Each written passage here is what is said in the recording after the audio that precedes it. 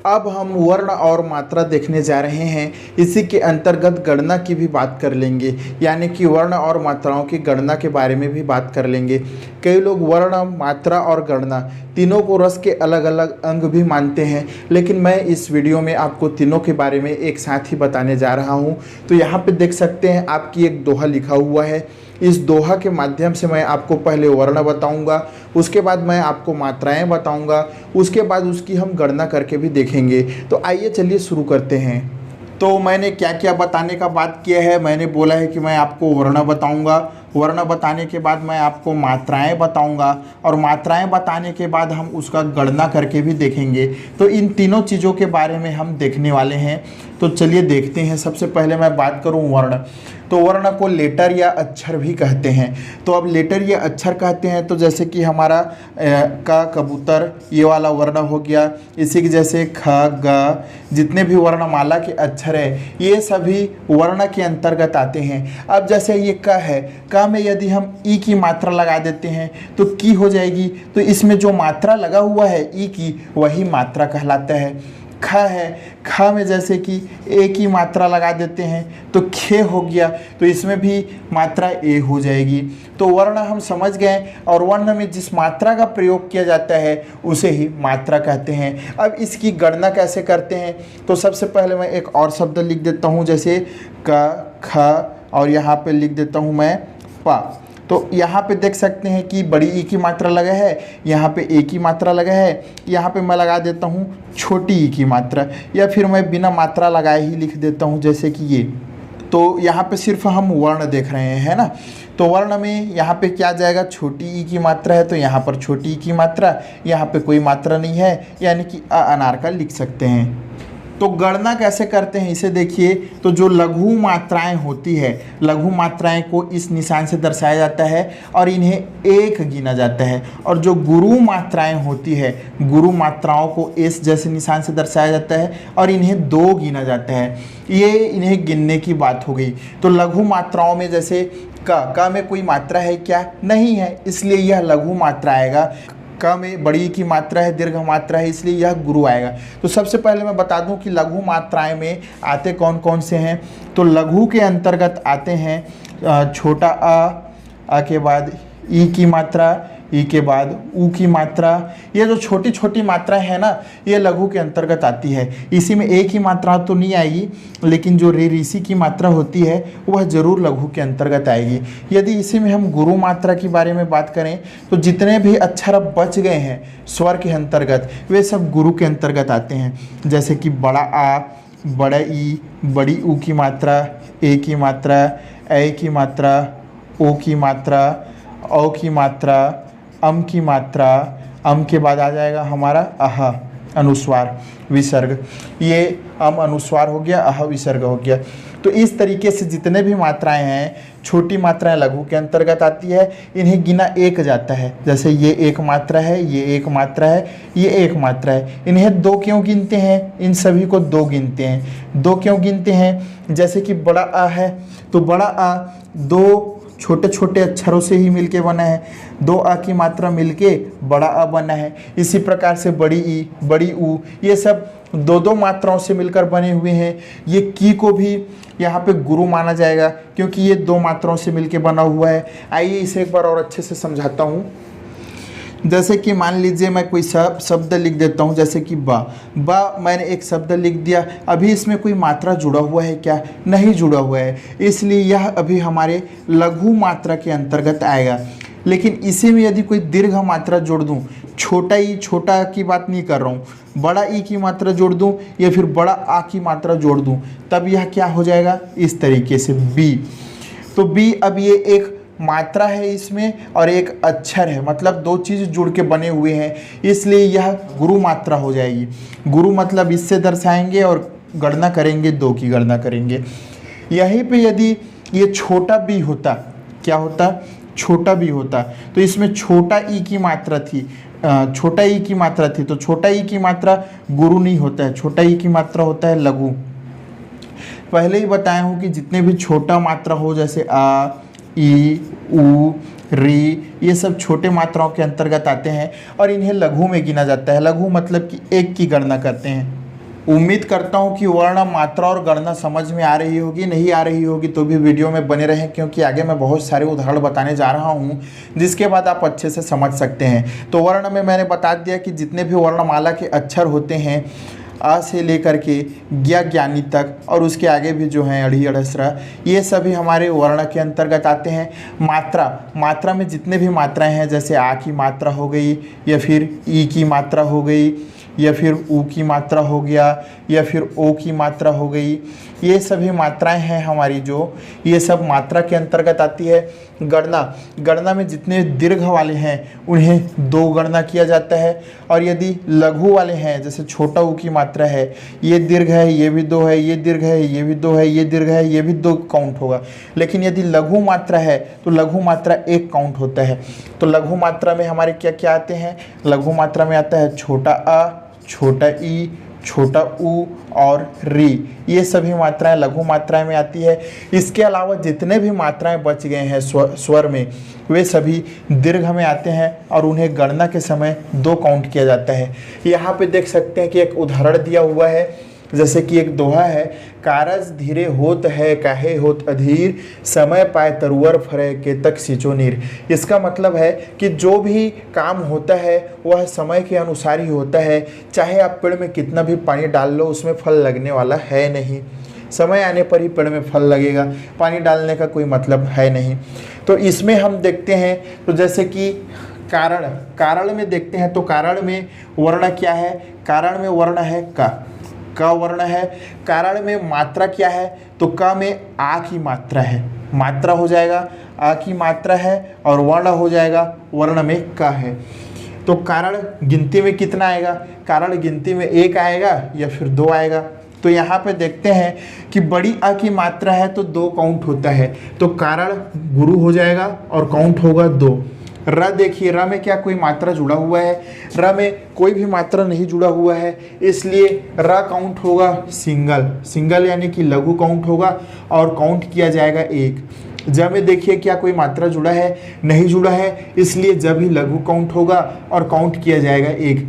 धीरे में देखिए क्या कोई मात्रा जुड़ा हुआ है? तो जी हाँ, बड़ी ई की मात्रा जुड़ी हुई है, बड़ी ई की मात्रा जुड़ी है, इसलिए यह गुरु काउंट होगा। और गुरु काउंट होने का मतलब होता है कि यह दो काउंट होगा। गुरु मतलब गणना में दो काउंट होगा।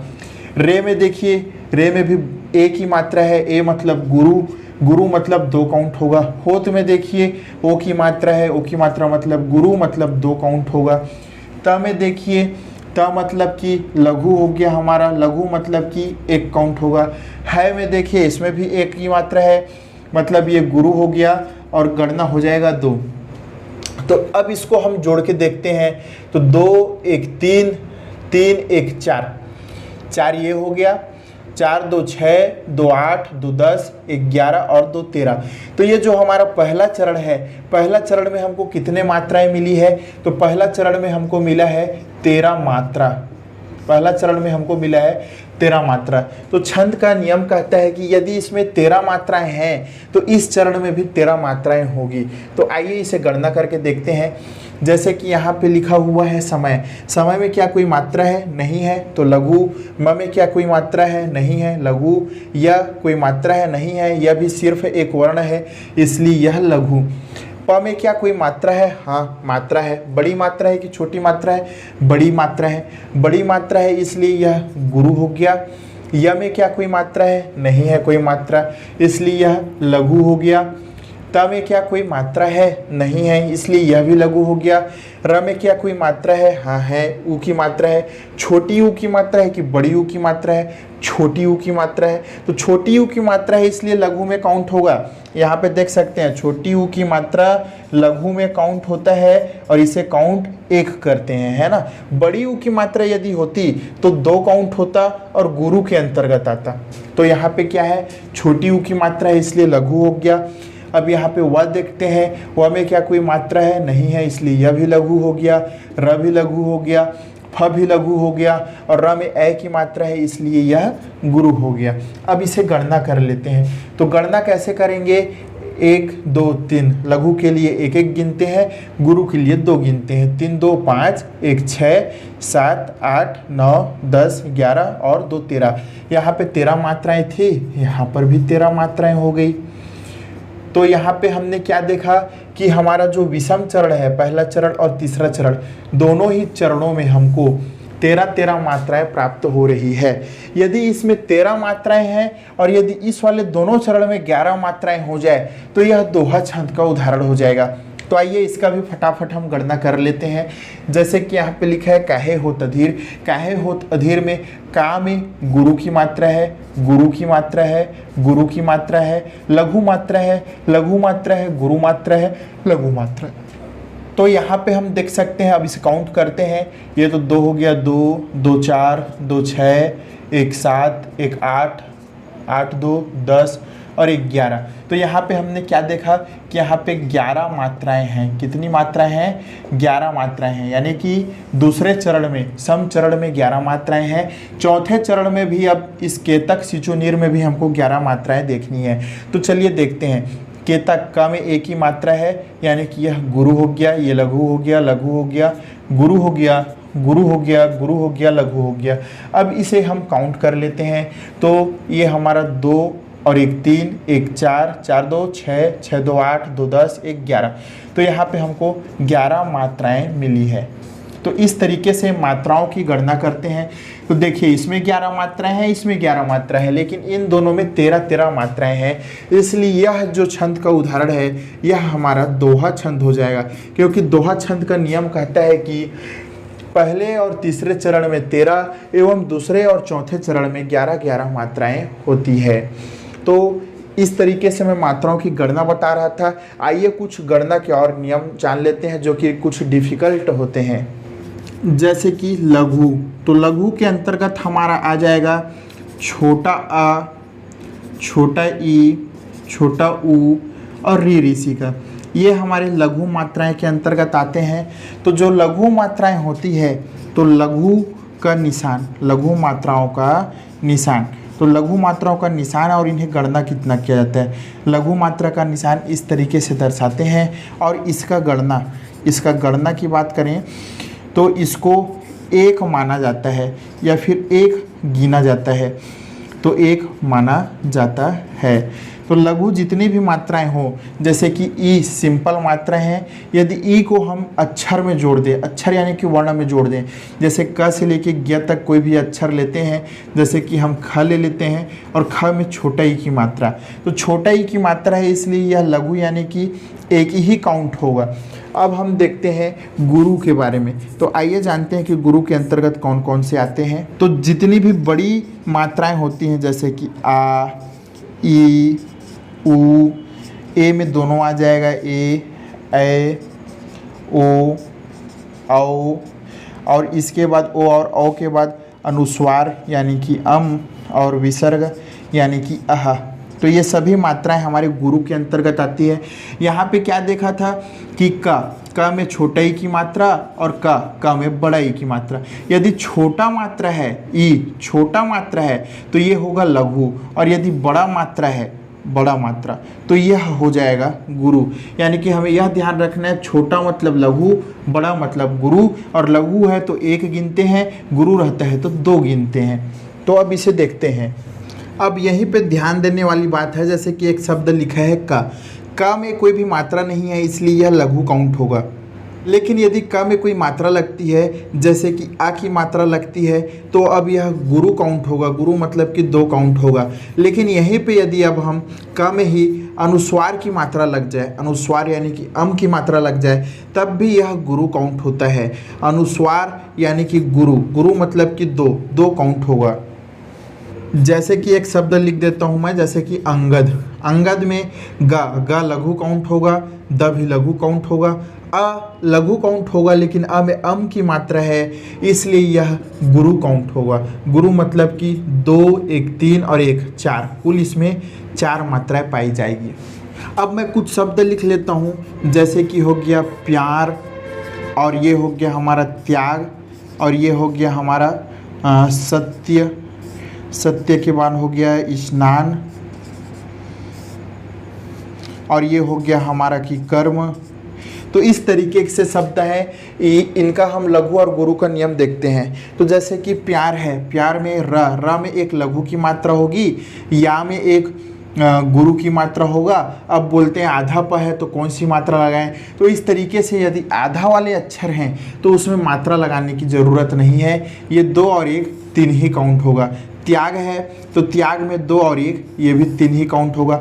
सत्य में देखो, सत्य में यहाँ पे आधाता और य की मात्रा है, यह मतलब कि ये तो लघु काउंट होगा, लेकिन इसके आगे में जो मात्रा है उसमें हमको गुरु काउंट करना पड़ेगा। स लघु है, लेकिन यहाँ पे देखिए आधाता वाला शब्द है, आधाता वाला शब्द है, इसलिए इसको हम लघु काउंट नहीं कर सकते, इसे गुरु काउंट करेंगे और इसमें 3 मात्राएं हो गई। अब कहेंगे यहाँ पे कि आधा प वाला शब्द था, या में तो गुरु मात्रा लगा है, आधा प का मात्रा क्या उसके आगे वाले में लगाएंगे, तो अलग शब्द हो रहा है। अलग शब्द होने के कारण अलग शब्द में मात्रा नहीं लगा सकते, उसी शब्द से अक्षर का जुड़ा हुआ होना चाहिए। जैसे कि कर्म में देखते हैं, तो कर्म का जो म है इसमें ये लघु हो जाएगा, लेकिन रारे की मात्रा है यहाँ पे, तो यहाँ पे जो का है इसमें गुरु काउंट हो जाएगा, इसमें 1 मात्रा बढ़ जाएगी।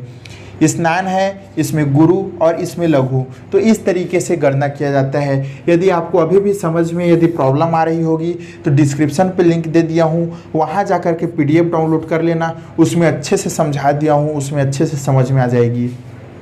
अब देखिए कुछ चंद्र बिंदु वाले शब्द होते हैं, जैसे कि अंगन, अंगन या फिर आंगन।